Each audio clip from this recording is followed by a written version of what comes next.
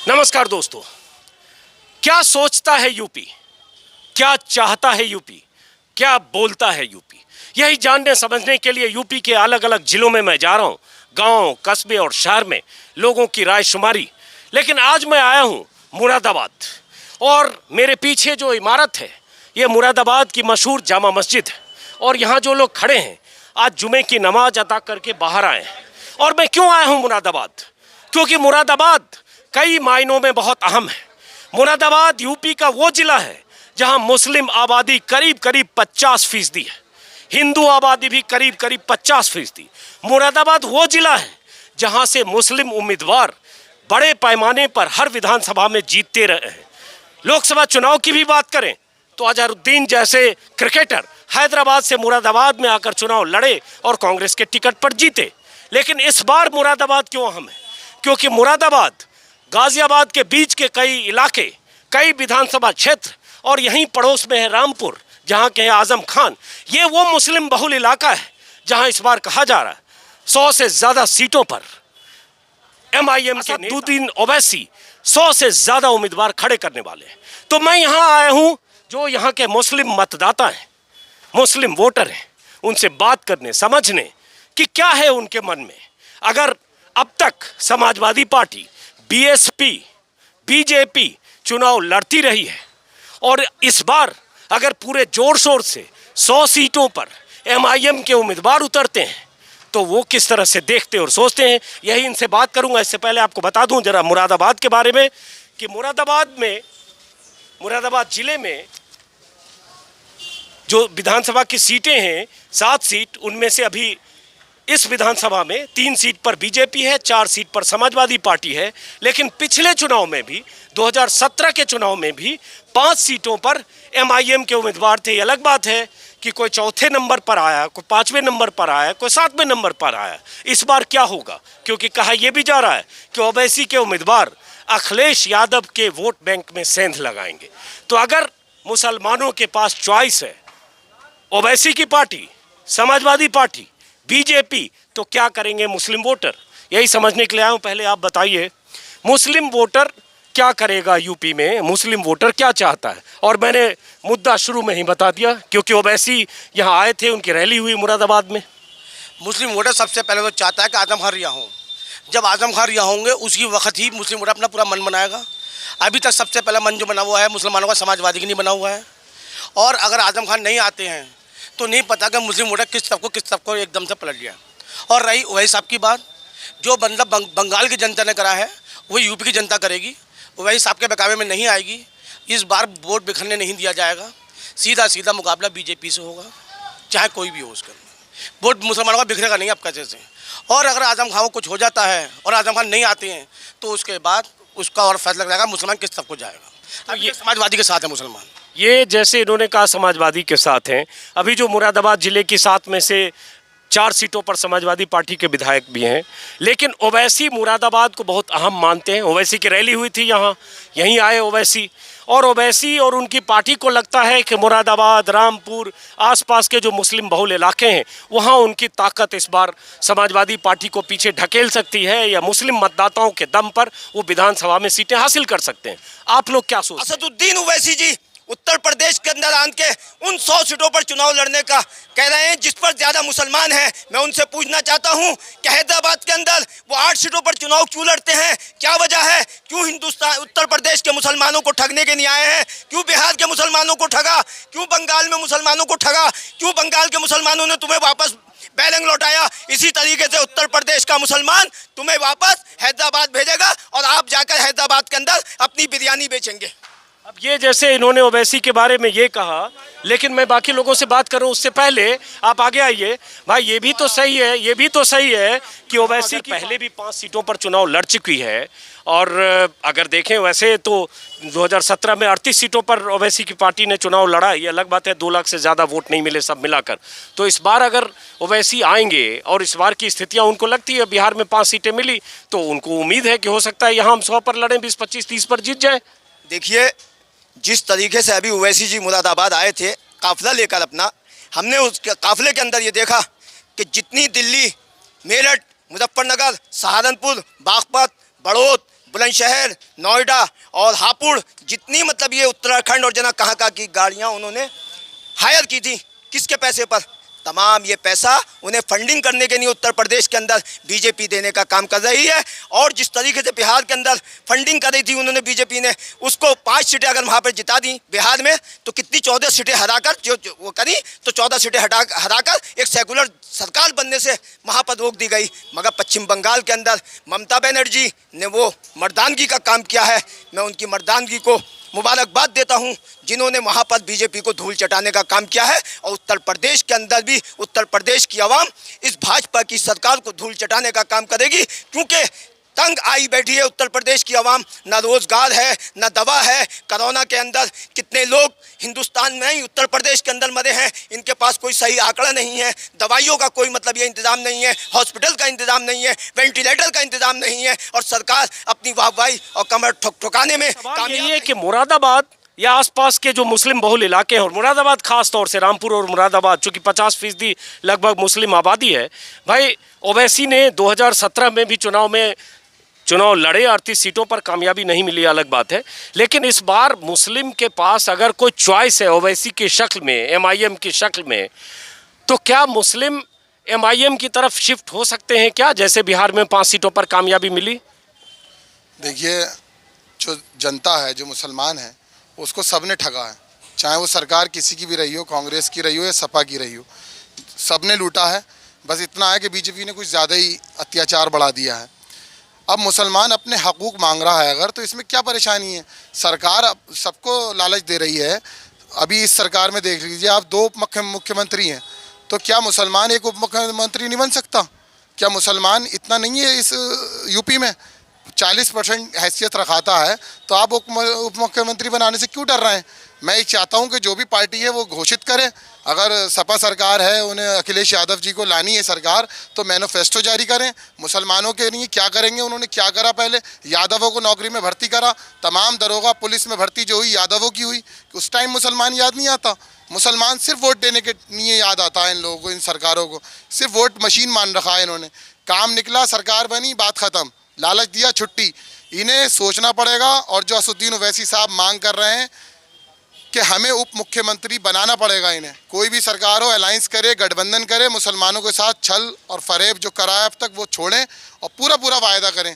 क्या सरकारी नौकरियों में देंगे, क्या आरक्षण देंगे? जो ओबीसी हैं, जो पिछड़ा वर्ग है, आप देख लीजिए, SC ST के लोग हैं, वो बहन कुमारी मायावती जी के साथ जाते हैं, वो भी अपना काम निकाल लेते हैं। जब मायावती जी की सरकार आती है तो वो लोग अपना SC ST एक्ट के मुकदमे लिखवाते हैं। मुसलमान जब भी शोषण होता है, मुसलमान का शोषण तो हर सरकार में हर वक्त होना है। और अब जो है वो अब मुसलमान जाग चुका है। मुसलमान अपने हकूक़ के लिए अपनी मांग कर रहा है। उसे सपा बसपा, उसे कांग्रेस, किसी में कुछ नहीं दिख रहा। उसे ये दिख रहा है कि हम कहाँ सेफ होंगे, हमें कहाँ दिख रहा है वो? नहीं, ये तो अभी जो हमारे भाई ने बताया कि जो मुस्लिम लीडर थे, हमारे मुस्लिम यूपी के एक बड़े नेता थे आज़म खां, उनके लिए क्या करा सरकार ने? किसी ने कुछ नहीं करा।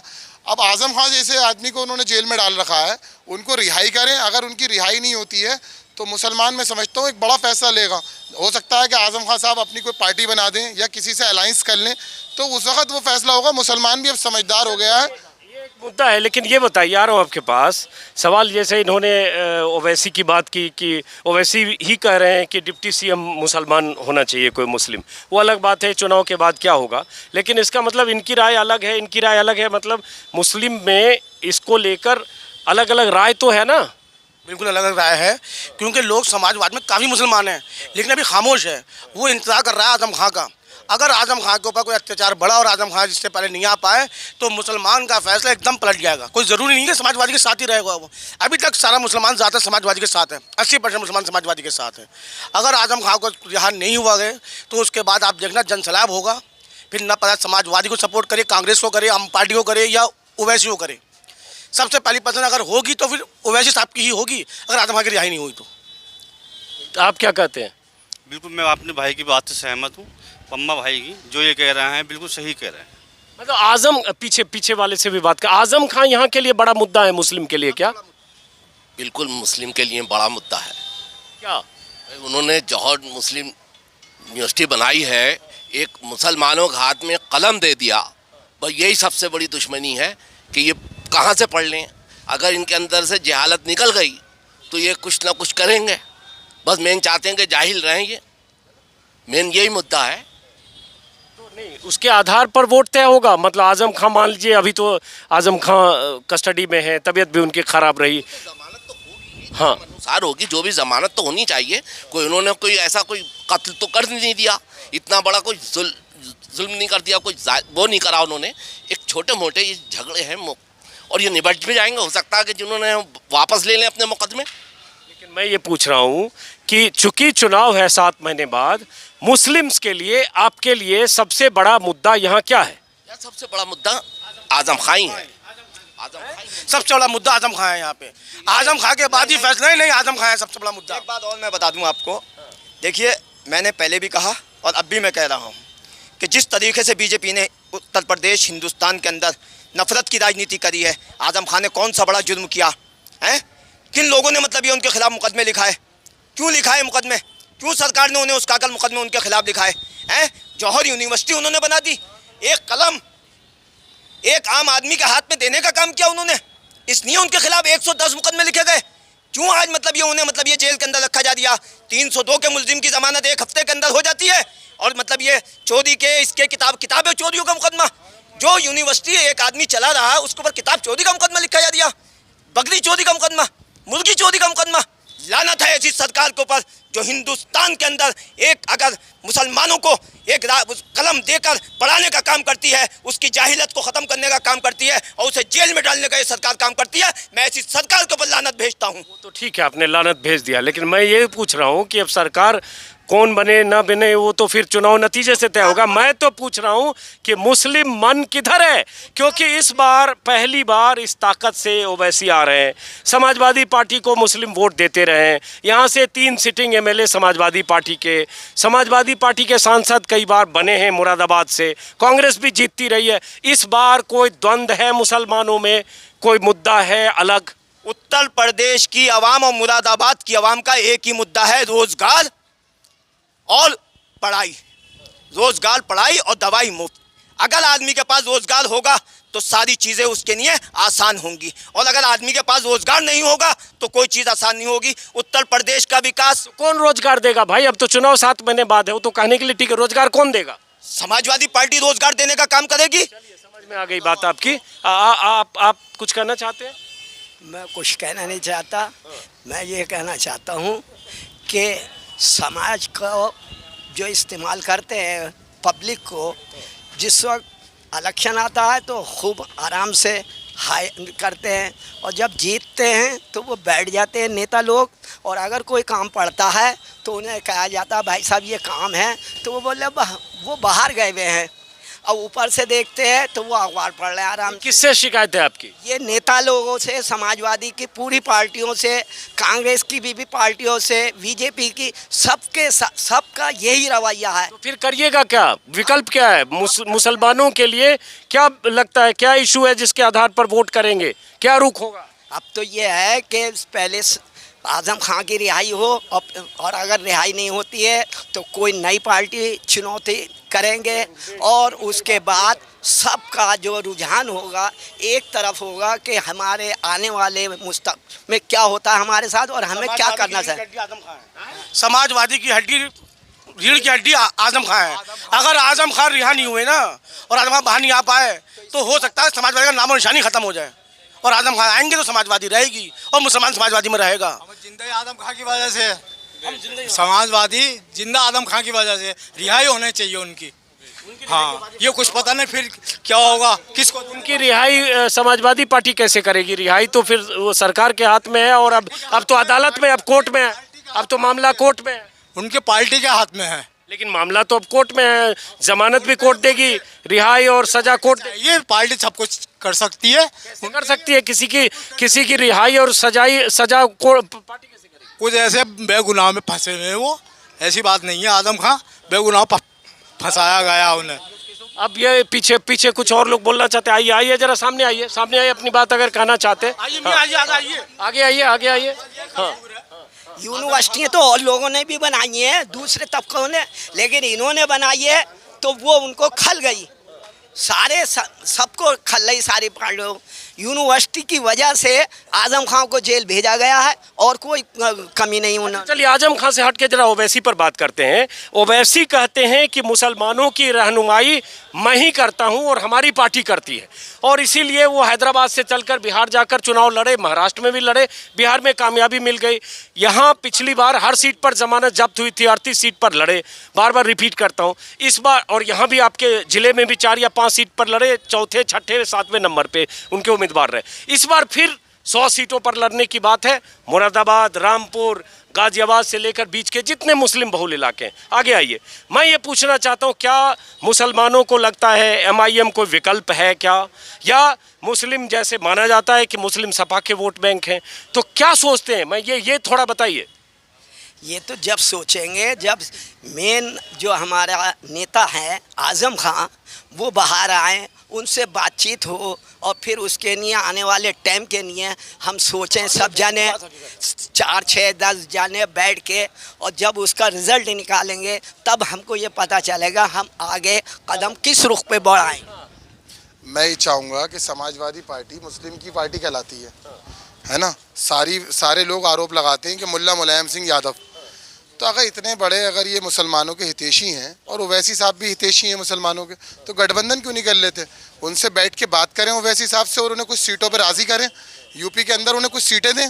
आप बहुत बड़े मुसलमानों के हमदर्द हैं, वो भी मुसलमानों के हमदर्द हैं, वो मुसलमानों की आवाज़ हैं। आज बैरिस्टर असदुद्दीन ओवैसी साहब पार्लियामेंट में हर जगह बात रखते हैं, तो उनसे गठबंधन कर लें, कुछ सीटें देने में क्या। गठबंधन नहीं करना चाहते अखिलेश यादव, BSP ने भी मना किया, वो राजभर के साथ कुछ गठबंधन उन्होंने किया है। तो क्यों नहीं करना चाहते? ये नीयत में खराबी है ना कुछ। किनकी नीयत में खराबी है? सपा की नीयत में खराबी है, बसपा की क्यों नहीं मिलना चाहते? आप तो सपा के पक्ष में है, ये कह रहे हैं सपा की नीयत में ही खराबी है, वोट बैंक की तरह इस्तेमाल।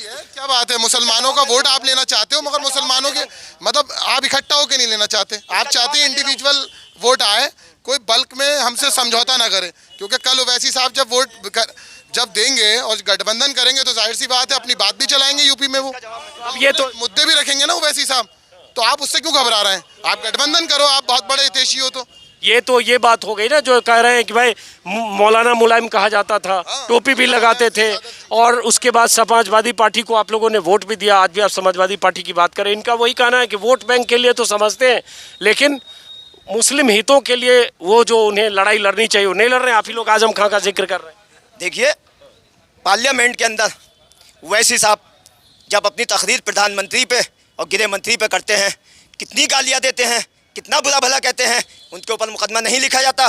15,000 करोड़ रुपए की मालियत के आदमी, कभी उनके यहाँ CBI, ED, IT नहीं गई। क्यों नहीं गई?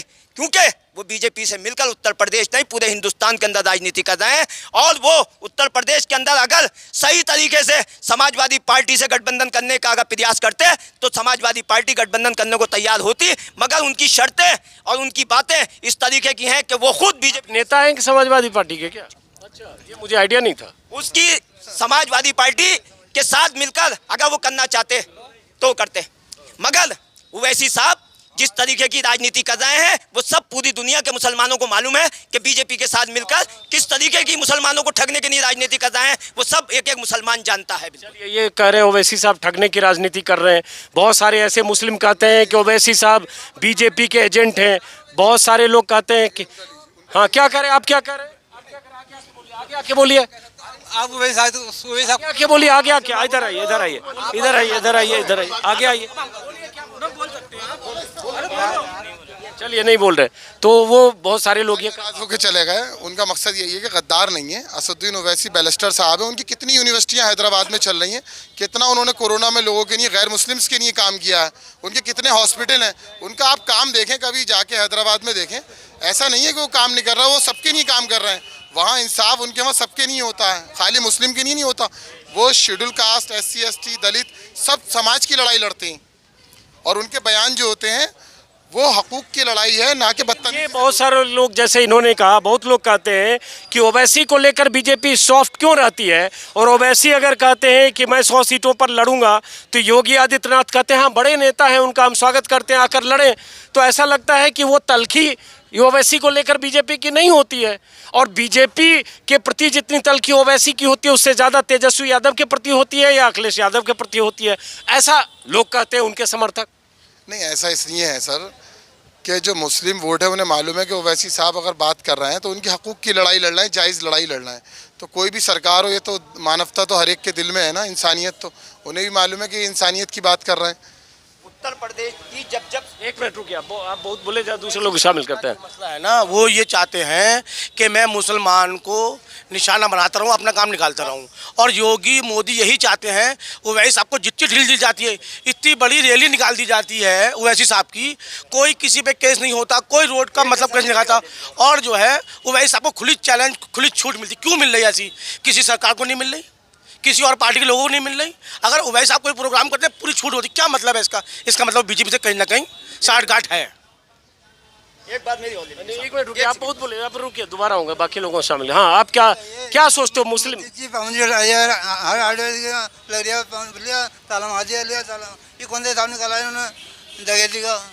चलो वो एक अलग मुद्दा है, आओ आप बोल रहे हैं तो बोल। आपके लिए यूपी में चुनाव आ रहा है, आपके लिए क्या मुद्दा है, क्या चाहते हैं आप, क्या चाहता है मुस्लिम? देखिए सर, ऐसा है, बताया जाता था बीजेपी जब पहले अटल बिहारी वाजपेयी हमारे प्राइम मिनिस्टर थे तो बीजेपी जब आती थी सस्ता ही होती थी, थोड़ा मतलब बेरोजगार भी मिलता था। लेकिन अब मैंने पहली बार ज़िंदगी में ऐसा देखा है कि बीजेपी यहाँ पे बिल्कुल रोज़गार नहीं मिला। अब बता रहे हैं 1.25 करोड़ हमने नौकरियाँ दी। अब आप मुझे 1 लाख नौकरी गिनवा दो, आप मुझे 1 लाख नौकरी दी हैं। 1.25 करोड़ की बात तो बहुत दूर की बात है। और आप ये देखेंगे, अगर आपने एंट्री करी है यूपी में, मैं आपकी सारी न्यूज़ देखता हूँ, अब आपने एंट्री करी है यूपी में तो आप ये देख सकते हैं कि यहाँ की सड़कों का क्या हाल है। कोई भी सड़क पड़ी भी नहीं है कहीं की भी, सिर्फ पौष कॉलोनी की सड़कें पड़ी हुई हैं जहाँ पर विधायक जी हैं, बस वहाँ की सड़कें हैं। और सड़कें कहीं की नहीं पड़ी हुई, ना रोज़गार है और ना ही। और आप पेट्रोल के रेट देख लो, 100 रुपये रेट है पेट्रोल, ठीक है। और सरसों का तेल 200 रुपये रेट है इस टाइम। दालों का रेट बढ़ा हुआ, सब चीज़ का रेट बढ़ा हुआ। कोई अगर इंसान चाहे, अगर जो जैसे 10,000 रुपये महीने की जॉब करने वाला लड़का है, कोई भी है, कोई भी युवा है। ये बताओ, आप जैसे कह रहे हो सड़क नहीं है, रोजगार नहीं है, तो भाई योगी आदित्यनाथ की सरकार के 4.5 साल हुए, उसके पहले 5 साल तो अखिलेश यादव भी थे। यहाँ से 3-3, 4-4 विधायक मुरादाबाद जिले से जीतते रहे, समाजवादी पार्टी के सांसद भी रहे, मुलायम सिंह की सरकार भी रही। तो सारी जिम्मेदारी योगी की आपको लगती है? उसके पहले की सरकारों ने अगर सब किया होता तो शायद कम काम बचते। राजनाथ जी होते ना, अगर राजनाथ जी होते, मैं समझता हूँ 25% मुसलमान बीजेपी से जुड़ गया होता। राजनाथ जी सेकुलर आदमी है। अटल बिहारी वाजपेयी जी थे, उनके दौर में इतनी सस्ताई थी कि हम बता नहीं सकते। और योगी जी को तो ज़बरदस्ती मुख्यमंत्री बना दिया गया। अगर राजनाथ जी होते तो आप आज देखते 25% मुसलमान समाजवादी में होता, जिस वक्त समाजवादी में होता, बीजेपी में होता। क्यों? लोगों को ये आस थी कि राजनाथ जी बनेंगे, कई दिन इसी चक्कर में लग रहे हैं। और राजनाथ जी बनते तो मुसलमानों में खुशी की लहर होती और उनके साथ 25% मुसलमान बीजेपी के अंदर होता। ऐसे बड़ा आम बात कर रहे हो, राजनाथ सिंह में ऐसे क्या खास बात लग रही? राजनाथ जी सेकुलर आदमी है, बहुत बढ़िया आदमी है। उनके चेहरे से शराफत टपकती है, वो कभी ऐसा कोई बयान ही नहीं देते हिंदू मुस्लिम वाला। अगर राजनाथ जी होते तो आप देखते उत्तर प्रदेश का हाल, सारी सड़क अच्छी होती, सब कुछ बढ़िया बना होता। और हमने अटल बिहारी वाजपेयी जी का भी दौर देखा है, हमने अपना कारोबार का भी देखा, हर चीज़ सस्ती थी, उनका अंदर भी कोई भेदभाव नहीं था अटल बिहारी वाजपेयी जी के अंदर। राजनाथ सिंह तो हैं तो उसी बीजेपी में, जो बीजेपी वहाँ मंदिर भी बनवा रही है, जो बीजेपी ट्रिपल तलाक हटा रही है, जो बीजेपी 370 हटा रही है, जो बीजेपी और ऐसी कई चीज़ें ला रही है जो जिससे आप असहमत होते हैं, तो उसी बीजेपी में है तो उसे। लेकिन वो सेकुलर है, मतलब इस तरीके के हैं। वो ज़्यादा ये नहीं होता कि जितने आज जहर घुल जाए हिंदू मुस्लिम में, वरना हमारा एक दूसरे को आना जाना था। गंगा जमुना तहजीब जिंदा थी, और राजनाथ जी होते तो उससे ज़्यादा गंगा जमुना तहजीब आज भी जिंदा होती, अगर राजनाथ जी यूपी के मुख्यमंत्री होते। ये एक बात, ये देखिए, जो बात आप कह रहे हैं बीजेपी होती, बीजेपी पहले भी राज कर चुकी है। बीजेपी में अगर आप बात करेंगे मुस्लिम की, मुख्तार अब्बास नकवी साहब भी हैं, हमारे और भी मुस्लिम लीडर हैं, यहाँ के लोग भी जुड़ते। पब्लिक को चाहिए है विकास और सस्ता सुलभ जीवन। सस्ता सुलभ जीवन देने में कम से कम उत्तर प्रदेश और आज के टाइम की सेंट्रल सरकार पूरी की पूरी नाकाम हो गई। यहाँ पे हिंदू मुस्लिम का सवाल नहीं है। पेट्रोल अगर 150 रुपये लीटर भी होता है तो अगर हम एवरेज देखेंगे हिंदुस्तान में, तो मुसलमानों के पास 5% मोटरसाइकिलें नहीं बैठेंगी। 95% नुकसान किसका हुआ? अगर आप पोलराइज सिस्टम पे सवाल कर रहे हैं तो आप ये देखिए, अगर कोई भी चीज़ महंगी होती है तो उसका मुसलमानों पर असर कितना पड़ता है। मुस्लिम तबका लेबर क्लास है, वहाँ पे इतना लॉस नहीं होगा। कहीं ना कहीं हमारे हिंदू भाई का नुकसान हुआ है, और हिंदू भाई का नुकसान देश का नुकसान है, और देश का नुकसान हमारा, अपने का, आपका, सबका। उसमें सबसे बड़ी नाकामी की बात यह है, सत्ता में यहाँ के मुरादाबाद के आप एक कारीगर को ले जाके बिठा दें, उसे मैनेजमेंट आता है, उसे मालूम है कि कारखाना कैसे चलेगा, बिजली का बिल कैसे दिया जाएगा, उसको सैलरी कैसे दी जाएगी। आज सत्ता में वो लोग आसीन हैं कि जो सिर्फ लेना जानते हैं, देना नहीं जानते हैं। यही वजह है कि देश पूरा हमारा डूब रहा है। अब चलिए हम चुनाव के मुद्दे पर आते हैं। सही बात आपने कहा, जो एक आपका जो विश्लेषण है या जो आपका एक आधार है बोलने का, सही है। लेकिन अब सवाल ये उठता है कि चूंकि चुनाव है, बार बार चर्चा ये हो रही है, और मैं इसलिए बार बार ओवैसी का नाम ले रहा हूँ क्योंकि ये माना जाता है कि मुस्लिम वोट समाजवादी पार्टी को मिलता रहा है, लेकिन उसके पहले बीएसपी को भी मुस्लिम वोट मिला है। अब इस बार ओवैसी के आने से आपको क्या लगता है, क्या फ़र्क पड़ेगा मुस्लिम वोट बैंक की, मुस्लिम वोटर्स की बात करें तो? जैसे मुरादाबाद में 50% के आसपास मुस्लिम हैं, रामपुर में 50% के आसपास हैं, सहारनपुर 41%, मुजफ्फरनगर 41%, शामली 41%, अमरोहा 40%। ये जो मुस्लिम बहुल इलाके हैं, यहाँ क्या फ़र्क पड़ेगा? यहाँ के मुस्लिमों की बात अगर करें तो हम लोग उसके समर्थक हैं कि जो भाईचारा दे, तहजीब दे, मोहब्बत दे, सस्ती चीज़ दे, घर दे, मकान दे, सुरक्षा दे, बेईमानी, भ्रष्टाचार नहीं हो। कल भ्रष्टाचार का परसेंट अगर आज 5% था तो आज के टाइम में 25% हो चुका। तो ये जितनी चीज़ आप बोल रहे हैं कि भाईचारा दे, रोजगार दे, महंगाई ना दे, कौन देगा?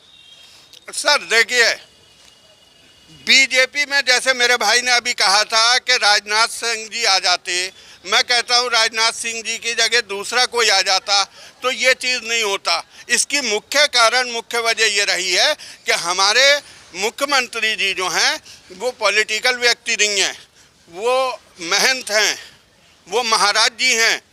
आप अगर मस्जिद के इमाम को ले जाके कहें कि भाई तुम सत्ता चलाओ, मंदिर के पुजारी को ले जाके कहें तुम सत्ता चलाओ, अगर आप किसी मौलाना साहब से कहें तुम सत्ता चलाओ, अगर आप मठ में से किसी को लाएं कि तुम यहाँ पर सत्ता चलाओ, तो वो लोग सत्ता नहीं चला सकते। सत्ता चलाने के लिए ज़मीनी पब्लिक के आदमी को ही आपको सत्ता में बिठाना पड़ेगा। और बीजेपी के पास उत्तर प्रदेश में क्योंकि इन मठों के और मंदिरों के पुजारी के अलावा कोई ऑप्शन नहीं है, इस वजह से चाहे हिंदू हो या मुसलमान हो, वो पब्लिक के आदमी को बिठाना चाहती है। पब्लिक का आदमी चाहे आपका समाजवादी का हो या बहुजन समाज पार्टी का हो, आम आदमी पार्टी का हो, किसी का भी हो। लेकिन ये बताओ, ठीक है वो मठ के महंत हैं, लेकिन ये भी तो है कि 5 बार गोरखपुर के सांसद रहे, जनता ने ही वोट दिया। सर देखिए, ऐसे तो हमारे यहाँ कचौचे शरीफ के एमपी साहब जो हैं मुरादाबाद के एमपी रहे हैं। अगर आप ये बात करेंगे, और जो हम लोगों ने आस्था में हिंदू और मुस्लिम दोनों ने, अगर आप योगी जी की बात करेंगे तो वो अकेले हिंदू वोट से नहीं आए जीत के, उनको मुस्लिम वोट भी मिला है। अगर यहाँ से मुजफ्फर आलम साहब जीते थे मुरादाबाद से कभी सांसद, तो उनको भी हिंदू और मुस्लिम दोनों मिला था। असद राहत मौलाई साहब अगर यहाँ जीते थे तो उनको दोनों का वोट मिला था। चलिए वापस लौटते हैं। सर मैं वहीं पे आ रहा हूँ, वोट देने से आस्था का केंद्र बन सकता है, विकास के रास्ते जो हैं वो एकदम स्टॉप हो जाएंगे। आप सर, मैं एक आखिरी बात कहूँगा, आप ये देखिए, नोटबंदी हो, जीएसटी हो, चाहे आपका 3 तलाक का मामला हो। नीचे आ जाइए, आप ऐसे भी बहुत लंबे अमिताभ बच्चन की तरह ऐसे लग रहे हैं, छोटू लंबू टाइप से। चाहे गोश्तबंदी हो, या आपके कितने आदेश हैं, लाइन से अगर लगाएंगे तो 30-40 आदेश हैं, अनुपालन किसी का नहीं हो पाया। सिर्फ आदेश दे देने से सत्ता नहीं चलती। समझ गए वो सारी बात। आप मिल के चलने से वाजिब बात सब बोल रहे हैं, मैं सहमत हूँ, बहुत मार्के की बात। अब बात आती है जो मूल बात नहीं बता रहे हैं, वो बताइए मूल बात कि मुस्लिम के पास क्या चॉइस है, क्या लगता है कौन बेहतर करेगा? क्योंकि इस बार ओवैसी पूरी ताकत के साथ उतरने का ऐलान कर रहे हैं। पहले मुस्लिम का रुख और अब के मुस्लिम के रुख में कोई फ़र्क आएगा? ये बताइए साहब, आप एक मुस्लिम के तौर पर। सर देखिए, मुस्लिम के तौर पे मैं ये कहूँगा, फिर एक छोटा सा एग्जाम्पल दूंगा। हिंदुस्तान के अंदर मुरादाबाद मंडल एक अकेला मंडल है कि जहाँ पर बीजेपी की एक भी सीट नहीं निकली। 6 हमारे यहाँ के मुरादाबाद के जो हैं एमपी हैं, और 6 के 6 देख लीजिए आप, बीजेपी का एक भी नहीं है। अगर मुरादाबाद मंडल की बात आप करते हैं, मैं शामली की, सहारनपुर की, मुरादाबाद जिले की विधानसभा सीटों पर तो बीजेपी है। सर यहाँ पे जो हमारे विधायक हैं उन्हें हम गले गले लगाने को तैयार हैं। रितेश जी को अगर मैं फ़ोन करूंगा तो वो अभी जामा मस्जिद में हमारे साथ खड़े ये बताइए, फिर मैं पूछ रहा हूँ, आप ये बताइए ओवैसी के आने के बाद से क्या फ़र्क पड़ेगा? आप ये बताइए साफ साफ अब मुझे। सर ओवैसी जी अगर आते हैं हम उनको मुस्लिम लीडर के रूप में यहाँ पे स्वीकार करते हैं, लेकिन वोट बैंक होना ये चीज़ अलग है और लीडर होना एक चीज़ अलग है। वो सांसद हैं, वो हमारे दिलों की मुसलमानों की धड़कन है, हमारे देश के मुसलमानों की आवाज़ हैं। हम स्वागत करते हैं, वेलकम करते हैं और उस मसीहाई के रूप में हम आपके चैनल के माध्यम से उनसे दरख्वास्त और रिक्वेस्ट करते हैं कि अगर आप हमारे हमदर्दी में यहाँ इलेक्शन लड़ रहे हैं तो प्लीज़ आप हम लोगों के साथ डिस्कस कीजिए। हम आपको कहेंगे कि आप कितनी सीटों के ऊपर इलेक्शन लड़िए जहाँ पे मुस्लिम वोट का बिखराव नहीं हो और एक अच्छी सरकार हमें चुनने को मिले। हम मुस्लिम लीडर से ही दरख्वास्त आपके चैनल के माध्यम से कर रहे हैं, हमारे साथ बैठें और हमसे बात करें। हम कहेंगे यहाँ लड़ लीजिए, यहाँ मत लड़िए। तो आपको ये लग रहा है कि उनके आने से मुस्लिम वोटों में बिखराव होगा? सर ये तो स्वाभाविक बात है कि अगर आप मुझसे ये कहें कि भाई बीजेपी के आने से क्या हिंदू वोटों में बिखराव होगा तो वो स्वाभाविक बात है अगर यहाँ पे आप इनकी बात करेंगे। लेकिन हाँ इतना ज़रूर कहूँगा कि 10-20% का बिखराव का अंतर पड़ेगा और अगर हम समाजवादी पार्टी अंतर नहीं होगा, अंतर नहीं होगा, कोई अंतर नहीं होगा। क्यों जिस तरीके से मुसलमानों ने बंगाल के अंदर दिमाग से काम लिया इसी तरीके से यूपी में लेंगे। क्यों वो नतीजा देख चुके हैं, एक सेकुलर जमात की वहाँ पे सरकार बनती बिहार के अंदर और ओवैसी जी की वजह से इतना नुकसान हुआ कि मुसलमान बच गए। उसके बाद जब वो बंगाल पहुंचते हैं तो वहाँ के मुसलमान कहते हैं कटवा पार्टी है, हम धोखे में नहीं आएंगे। हम रोज़ मीडिया की खबरें सुनते थे, मुसलमान कटवा पार्टी कहते थे। उन्होंने कटवा पार्टी करने के साथ साथ साथ दिया पूरा उनको वोट न दे करके कि बंगाल में एक अच्छी सरकार बनवाई। ऐसी सरकार बिहार में ही बनती, लेकिन ओवैसी साहब की वजह वो सरकार बनने से रुक गई, वो बनने से रुक गई। अब हम यूपी के अंदर ऐसा नहीं होने देंगे। यूपी के अंदर हमें अच्छी सरकार चाहिए। हमारे नहीं तो अखिलेश यादव भी हिंदू हैं, मायावती जी भी हिंदू हैं, राहुल जी भी हिंदू हैं, सब हिंदू हैं हमारे नहीं है तो वैसे अच्छा यही तो ओवैसी साहब कहते हैं कि ये सब लोग सेकुलरिज्म के नाम पर मुसलमानों की का वोट तो लेते हैं, मुसलमानों के हितों की हिफाजत नहीं करते। हमने आपसे क्या कहा, अगर राजनाथ जी होते तो 25% मुसलमानों के साथ जुड़ा हुआ होता। सेकुलर हैं वो हाउस में भी, ऐसा नहीं है। समाजवादी सेकुलर के नाम से जानी जाती है, कांग्रेस सेकुलर के नाम से जानी जाती है। इसीलिए तो हम लोग कह रहे हैं कि हम मुसलमान का वोट आपके बिखरने नहीं देंगे।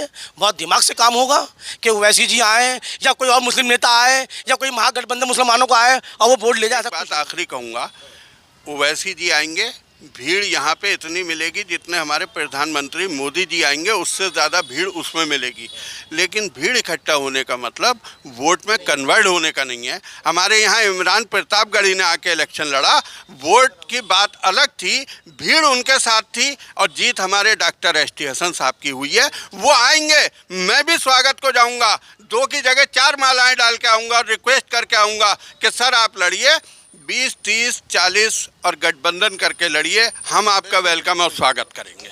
अगर आप वेलकम हमारे यहाँ जब है कि जब वो 20-30 सीटें या 50 सीटें जितना भी हो गठबंधन के साथ में आएंगे तो हम वेलकम करेंगे।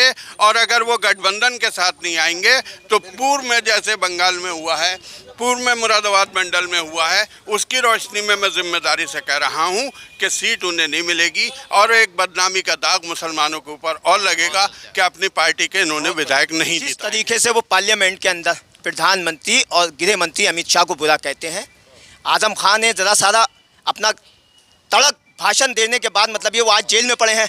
आज वो जेल में क्यों नहीं है? क्यों बीजेपी से वो मिले हुए हैं? इसीलिए सारी पार्टियां उनसे गठबंधन करने को इसी वजह से तैयार नहीं है क्योंकि वो बीजेपी से मिलकर उत्तर प्रदेश के अंदर क्या, बिहार के अंदर क्या, बंगाल के अंदर चुनाव लड़ने का काम किया है। चलिए आपका आरोप है जिसका कोई सब्सटेंशियल कोई आधार नहीं है, चलिए आपका आरोप है। फिलहाल मैं इस वीडियो को ख़त्म करने से पहले बता दूं कि ये मुरादाबाद ज़िले की जामा मस्जिद है, बहुत मशहूर मस्जिद, और यहाँ जुमे की नमाज के बाद जो मिले लोग उनसे मैं बात कर रहा था। मकसद सिर्फ ये जानना है मुस्लिम वोटर्स का रुख क्या है, और वो रुख इस बार मायने इसलिए रखता है कि अगर MIM के प्रमुख असदुद्दीन ओवैसी बहुत मजबूती के साथ, बहुत ढोल नगाड़े के साथ मुरादाबाद आते हैं, रैली करते हैं और ऐलान करते हैं कि 100 सीटों पर लड़ेंगे और मुस्लिमों की रहनुमाई का दावा करते हुए अखिलेश यादव और बाकी पार्टियों को खारिज करते हैं, तो मुस्लिम क्या करेंगे? मेरा मकसद ये जानने का था। और वैसे भी बीजेपी के राज में अगर राजनीतिक तौर पर देखें तो मुस्लिम मोटे तौर पर विधानसभा की ताकत के हिसाब से, आबादी के हिसाब से हाशिए पर हैं। 2017 में 20 मुस्लिम एमएलए हैं, 2012 में 67 मुस्लिम एमएलए चुने गए थे। तो उनकी तादाद के हिसाब से अगर देखेंगे 19% आबादी वाले जमात के सिर्फ 20 विधायक। तो इस बार क्या कुछ हो सकता है, यही जानने का मकसद है। फिलहाल इस वीडियो को दोस्तों खत्म करते हैं, फिर मुलाकात होगी किसी और इलाके में। यूपी क्या चाहता है, क्या बोलता है, क्या सोचता है। नमस्कार।